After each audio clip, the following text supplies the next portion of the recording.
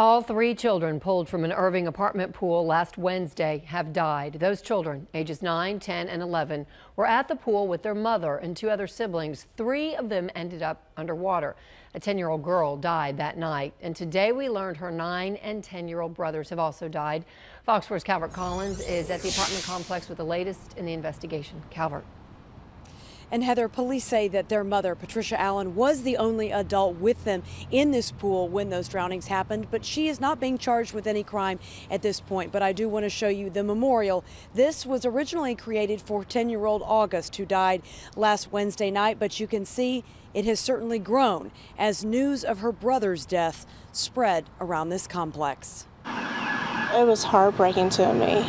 The same pool where her three boys swam claimed the life of three children.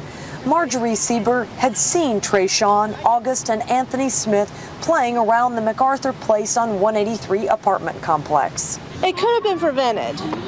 It really could have. If she had had one other person with her to help out, it could have been prevented. Irving police say Patricia Allen was in this pool last Wednesday with her 5 children, ranging in age from 3 to 11, but none could swim. Allen told investigators she was focused on the toddler when she realized she hadn't heard the older 3 and then saw they had gone under. She cried for help, and a maintenance worker dove in and rescued 10-year-old August and one of the boys. By the time police arrived, Allen and the worker were performing CPR while another son remained underwater. That's the first time I heard something or something happened like that. August died that evening, and the 2 boys 24 hours later. Police tell me Allen's boyfriend lives in the complex, so she and her kids often stayed here. The other 2 children in the pool, a 3-year-old and 6-year-old, are still believed to be with family, and so far no one is under arrest. We're going to conduct a full investigation. We owe that to those children, and at the end of this, if we look back and we substantiate that there has been some criminal wrongdoing, whether by act or omission, then we have a responsibility to refer that case to the grand jury. Having the loss of 3 children, no, she's lost enough already. Well, Irving police are really trying to find any witnesses. Anybody who may have been going to or from their apartment may not have looked at the pool until they realized they were hearing cries for help.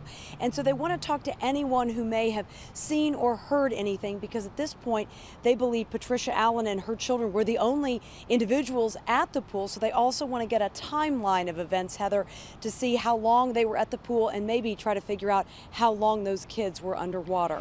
All right, so there's a lot to figure out, I know, but the cloudy pool water was an issue. That came up last week during the initial investigation, so I'm curious when the pool was last inspected. Well, and we asked the city of Irving for those inspection reports, and the last we were able to find was November, when this pool passed inspection. According to those Irving records, the complex was written up twice last summer for cloudy water. The drains were not visible according to inspectors then, but by November, all of the issues had been corrected. So it remains to be seen if the pool was checked this summer before it reopened. But we can tell you this pool is still closed, and there are signs to say at both gates that it is closed and appears to be indefinitely. All right, Calvert Collins live tonight. Thank you.